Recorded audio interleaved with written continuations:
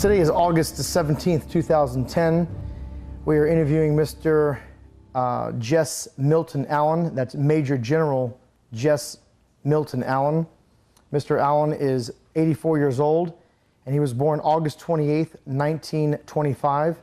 My name is Juan Rivera. I will be conducting the interview. This interview is being conducted for REI Productions and the Veterans History Project for the Library of Congress. Mr. Allen and I met through an article published about my company regarding a TV series called Duty Bound. Jess, would you tell us the branch of service that you were in? I started out my service in the U.S. Army Air Corps in World War II, and then when the Air Force was formed in 1947, they offered me a commission, and I accepted a commission in the United States Air Force in 1948, and I served from then until 1976. And you started out as a private and went through Major General, is that correct? That's correct. Okay. And what conflicts or wars were you in? I was a Jeep driver in World War II, and I flew fighters in Korea and in Vietnam. Okay. Where were you born at? A little town called Mode, Illinois, and actually a farm just outside of Mode, Illinois. And tell me what life was like as you were a young boy growing up in your childhood. It was actually very enjoyable. I was the youngest of 11 children. So my father and mother and 11 of us children lived in the same house. The kids all went to a one-room schoolhouse down the road about a half a mile, and there was absolutely no conflict among that group, in which I've labeled them the Magnificent 13. And of 11 children, what was the ratio as far as males and females? 6 boys, 5 girls. Okay. What kind of occupation did your parents do? My father was a farmer and a high-value carpenter. By high value, I mean he helped build a lot of the buildings at the University of Illinois, and built all of the buildings on our farm, and was a very skilled carpenter. What were you doing before the war started? Actually, I had finished high school in 1942, and I started driving. I started working on the family farm. By this time, we'd moved up to Fisher, Illinois. Started working on the family farm, and did not want to have a deferment from World War II, so I left the farm work and started driving truck in a little town of Fisher, Illinois. Do you have any of your other brothers or sisters served in the military? Yes, in World War II there was 4 of us boys in combat at the same time. Then one other brother, Dick, and I served in Korea, and then he retired, and I was the only one that served in Vietnam. What do you recall? What is your recollection of when you heard about Pearl Harbor? Absolutely angry. Really upset. Everybody that I knew in this little town of Fisher, we got on the telephone and was talking to everybody about how angry we were that the Japanese would dare attack the United States. So shortly thereafter, you graduated high school in '42, and then you had the occupation of driving, and then were you drafted or were you enlisted? I enlisted. It may have happened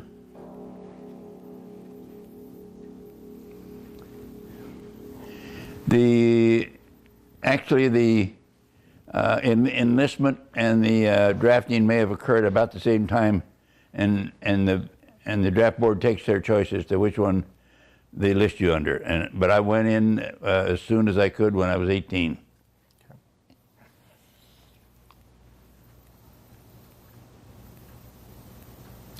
Is there any particular reason why you chose the Army? I actually towards the Army Air Corps, and was sent to cadet training in Jefferson Barracks, Missouri. And apparently they wound up with more pilots for a while than they had needed. And so they closed my class down and sent everybody there overseas to either the Pacific or the European theater, except one guy. He had a college degree, and they kept him. Where did you go to boot camp at? We didn't call it boot camp. We called it, I went to Fort McCoy, Wisconsin for my first station. And that's where I was told I was going to cadet training. And they sent us to Jefferson Barracks, Missouri, which was my second and only other stateside station in World War II, before the war ended. Tell me a little bit about your training. Which training? Early on. None. I did not have any technical training. I had no skilled training of any kind before D-Day, or before we were sent over to Europe. And I think what they were after was they knew you were a healthy body and you could shoot a carbine. And then, did you get any, prior to become a fighter pilot, did you have any specialized training at all? Oh, lots. But that was after World War II. After World War II, I was offered a commission directly from having been a tech sergeant in World War II. So I went to Chanute Field near the University of Illinois and took a 2-day written and oral exam and interview, and passed that, and was given a commission, and went directly into pilot training. And I went through a 2-phase pilot training to get my wings, and then I went to Nellis Air Force Base for combat training. How did you adapt to military life? Easily. I had no trouble at all. So the physical regiment was not a problem? No. And you enjoyed the travel and the education that you were getting as far as training? Yes, I did. How about the food and the social life? How would you describe that? World War II, horrible. World War II, it was sea rations. You lined up with your mess kit, which I still have, and walked through a line and held out the mess kit, and it was filled with sea rations and something else, I don't remember what it was. And that's all there was until right near the end of the war. And how about your social life in terms of the military? In World War II, none. They let us out one time from Jefferson Barracks. Those of us who had made expert with a carbine got to go into St. Louis for one night. We actually went to a family party and came home and got back in the regiment and went directly to Europe. And there was some social life in England, but it was rather meager because the ratio of men to women was about 10 to 1. And, the wrong way. And I weighed 140 pounds and was 5'9", and so a stud my size didn't have much of a chance anyway. Now, after your training stateside, you were shipped overseas, and let's stay with the Second World War for a little bit here. Where were you first shipped when you went overseas? England. Bentwaters, I think it was Bentwaters. And what did you do while you were there? I was a Jeep driver. And how did you get that position? Well, I'd been equipment. They listed me as a heavy equipment driver since I'd been a truck driver for a while in civilian life before I went over, before I got in the Army, and so I became a Jeep driver, and I stayed that way because I was the only Jeep driver in the outfit that could load a Jeep onto a Goonie Bird, a C-47, with no help. And if they wanted to go someplace and needed ground transportation when they got there, I was usually the one that was picked. Now, when you went overseas, what was your mode of transportation getting overseas? a troop ship called Ranjitiki, which was a old tub that had been drawn out of, I think, the New Zealand salvage yard. And it was old and rickety, and as a lot of ships were. And so there was a convoy. I don't know how many were in it. It looked like, as far as you could see, there were ships. And that was our transportation across the ocean in World War II. And do you recall how long the trip was? Oh, I want to say 17 days, but I'm not sure of the exact. That's about right. And how was life on there during those 17 days? Well, it was not bad because we were down on the third deck below, and there was we slept and ate and spent all of our time in the same damn room, and the bad part of it was there was a deck below us that was full of what we called Negroes at the time, blacks, and they never let them out all the way across the ocean. Wow. And we hit storms, so another kid and I got a job of cleaning latrines on the top deck, and that's how we escaped all that muck down below and all the odors and the dirt and so forth. And we stayed up there all the way over to England. Now, when you got to England, what was your next steps in terms of where you went? Stayed right there until my outfit actually was, because it was a C-47 transport aircraft, it hauled paratroopers and pulled gliders. I don't remember which one. I think most of them pulled gliders on D-Day. And in fact, it was so quiet, and they were not very far away from us on the airfield. We didn't even hear them taxi out and line up for takeoff. But of course, as soon as they got airborne, then we knew that it was D-Day, and we went to France. I don't know, because the outfit started to split up about that time, and part of it went to France, part of the headquarters stayed in England, and so they moved around, I guess, where they needed aircraft and the support system for those aircraft. Do you remember the unit that you were with at that time? Yeah, it was a 442nd Troop Carrier Group.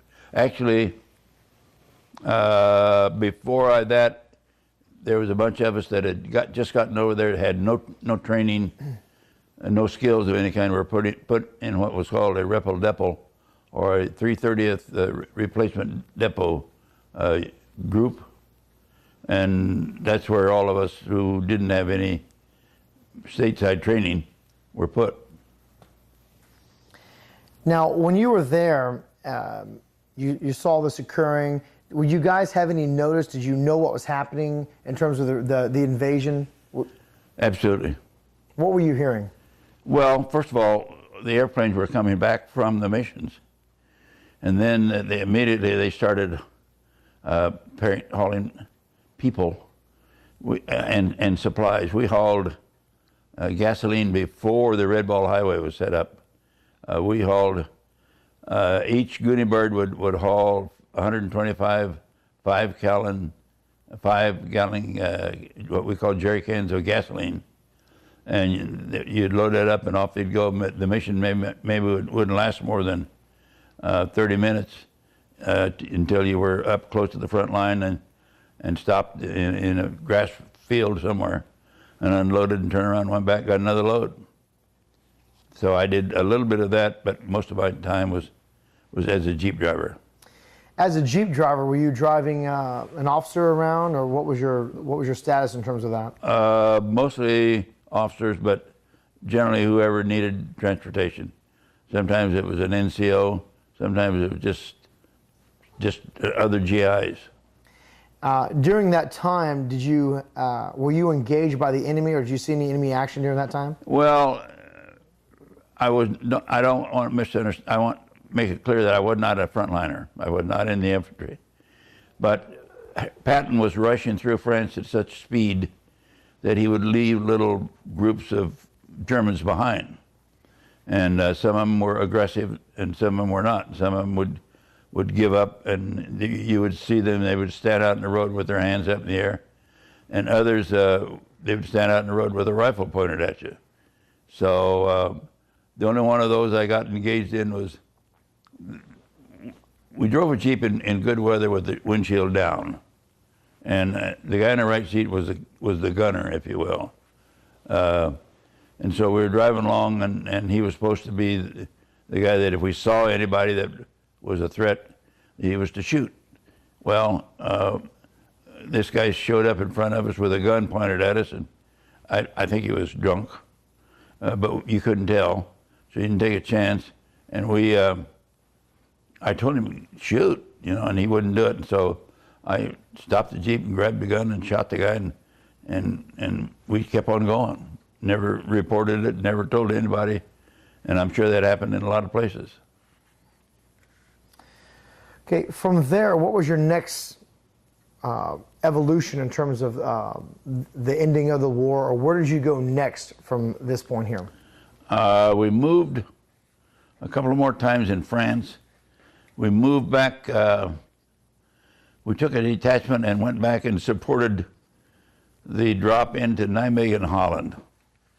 And I've forgotten some of the details on that, but I was a Jeep driver, and I was hauling officers mostly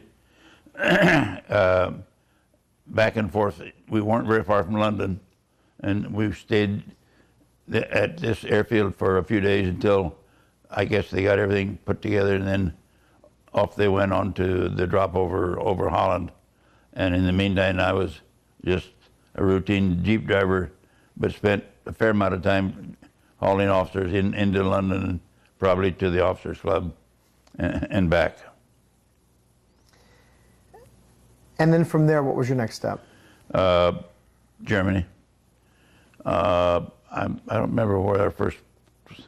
A lot of the times, particularly in the C-47, C-47 would haul anything. Anything you could stuff in the back doors of the C-47 and get the door closed, it would haul. And a lot of the times when we hauled gasoline, we would take both doors off, or if I had to put the Jeep on, we took the doors off to get the Jeep on. Sometimes we put it back on, sometimes we did not. Depends on where you were going. So you'd leave the door off and go to hauling gasoline, because you could recycle a lot faster. And we hauled Parapacks, where we would load the Parapacks on and then drop them over wherever they were needed. Sometimes we'd stop and pick up wounded and haul them back and so forth. I didn't fly, I was not a routine crew member on those flights. It was just random times when I got to fly those missions. So you did that for how long did you do that? Well, I don't remember exactly, but they decided that they weren't getting enough out of me as a Jeep driver, so they put me to work in supply, which is probably one of the best things that ever happened to me, because there was some of the best sergeants that I remember in my whole career. I even remember their names. Frank Tarzi was the head of it. There was a Dick Crosey, and there was two Orr guys.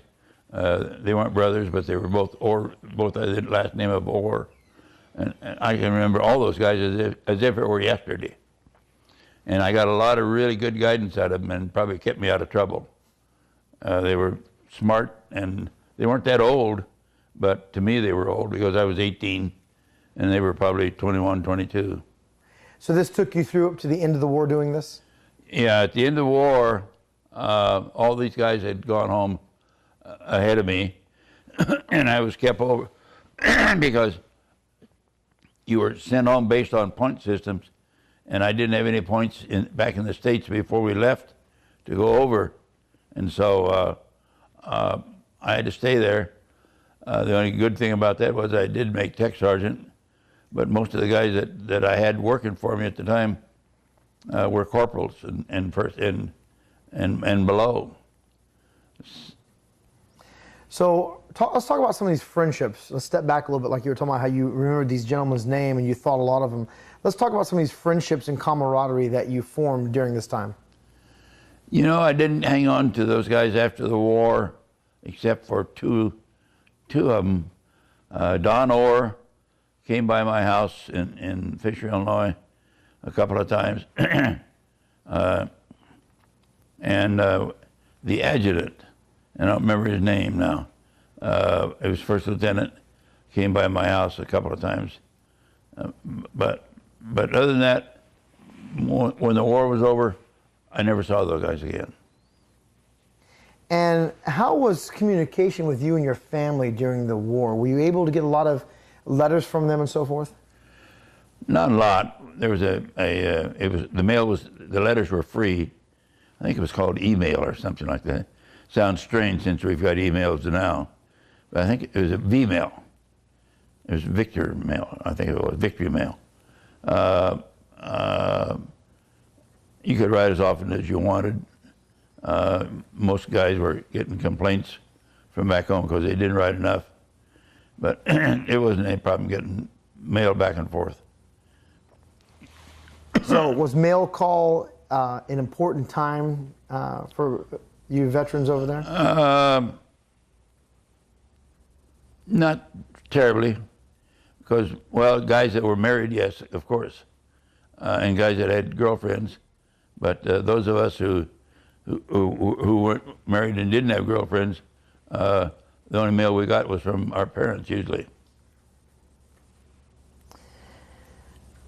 What about your recreation? You're overseas, you've gone through the experiences that you've gone through, the war's winding down. What were you guys able to do recreationally, if anything at all? Oh, I hate to admit it, but probably drink beer. In fact, I didn't drink that much, but I had, because I was a senior NCO, I opened up a club for the airmen so they'd have a place to go and not get in trouble off base. And it was free. All the booze was free. So I had to, pretty soon I had to start charging them to keep them from drinking too damn much. Where were you when you found out that the war had ended in the Pacific, or in the European theater? In Germany. I don't remember exactly where. But the word came out probably through the first sergeant's office. What was your feeling at that time? Thank goodness, you know, you survived this, let's get out of here and go home. And I had already told everybody that within earshot that as soon as I got home, I was going to go to the University of Illinois. And I didn't have any idea how, because I wasn't a very great student and I didn't have any money. So I'll jump ahead just a little bit and tell you that the only reason that most of us got a college education after the war was a GI Bill. So you find out that the war is ending, you don't have enough points to go home. How long did you remain in Germany until you were able to get back home? Probably another 10 months. And during this 10 months, you were also in supply still? You were in supply at the same time? Yes, I was. Okay. As far as the, was there much readjustment to civilian life once you got back? None. None, because all of my buddies had been in the war, most of them in the Pacific. And I worked on the farm for the summer after I got home, and then I started the University of Illinois, so I was really busy. And spent all my time either going around with my buddies or getting ready to move down to University of Illinois. Do you think any of your wartime experiences have affected your civilian life in any way? Oh, not, well, yeah, sure they did. More in a positive sense, probably, than anything else. One thing that I was taught, I'm not sure it was universal, was to get as organized as you could and that probably helped me in school to set targets and head for those targets. I didn't have any other particular experiences that I could say. There weren't any particular disadvantages. The only thing I could think of was 4 years out of my life were gone, because otherwise I would have hopefully spent those going to school and getting a college degree. And so, kind of along the same lines in terms of life lessons, how do you correlate from there your civilian life in relation to a military life from what you learned being in the military, aside from, like you were talking about, being more organized and things of that nature? Oh, focused. Probably you had you were intent on and probably if I hadn't had bragged so much about going to school, I'm not sure that I would have gone that early and been that successful in getting to school.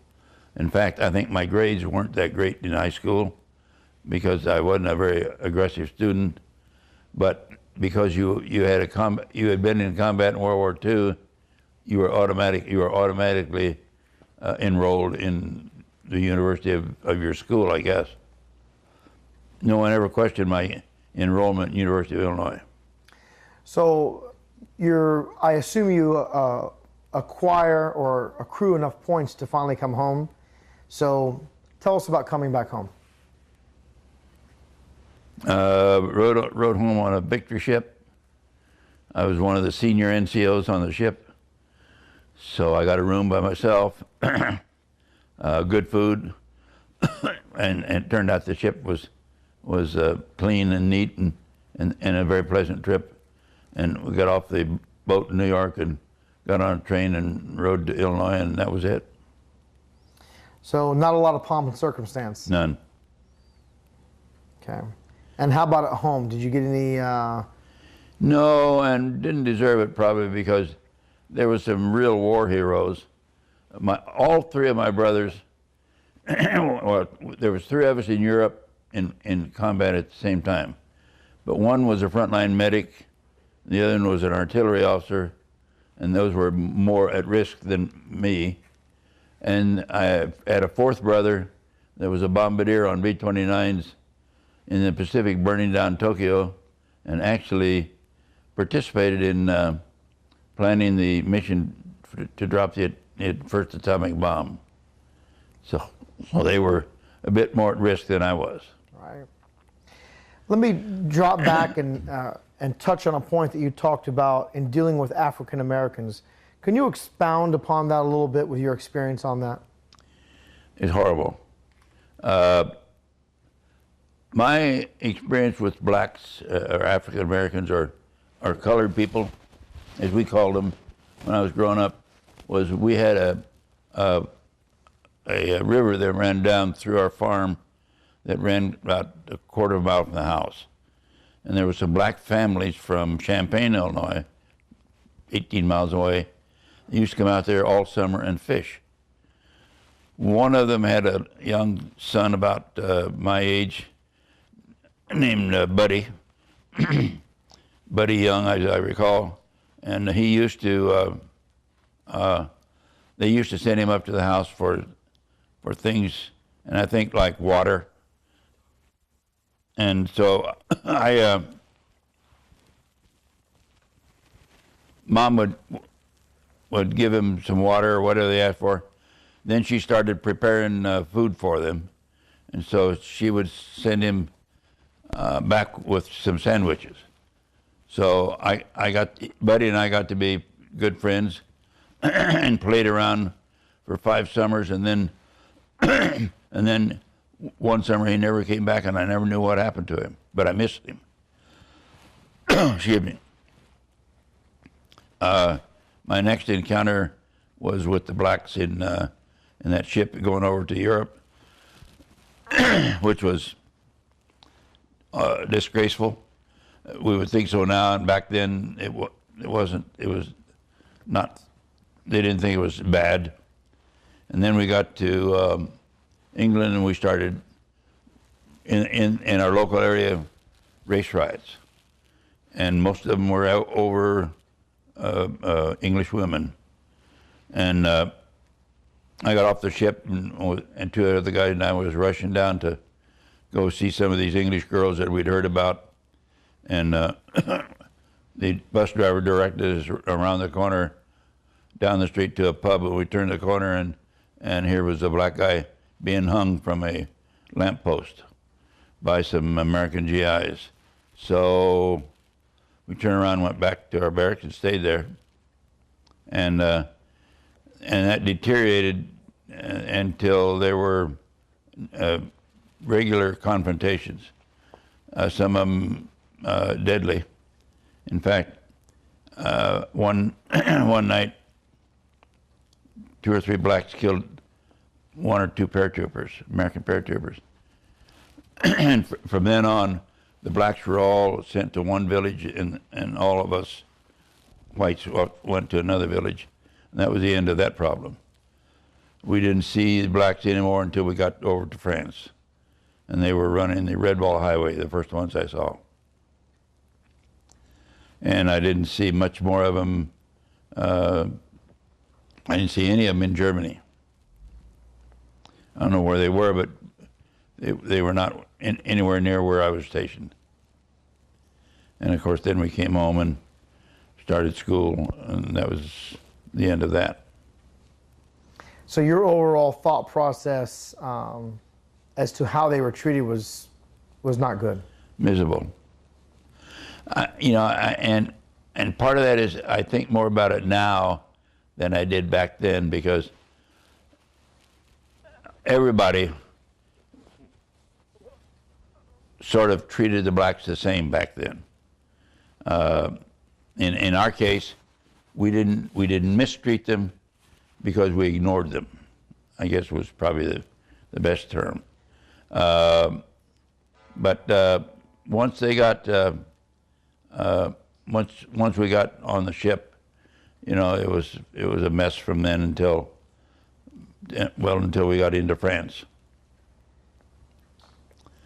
They just I think they were treated poorly, and I know they were treated poorly, and I think it bothers me more now that I recollect in writing down my history than it did at the time, because at the time the thing that we did was to separate ourselves from the blacks, and so that ended the confrontation.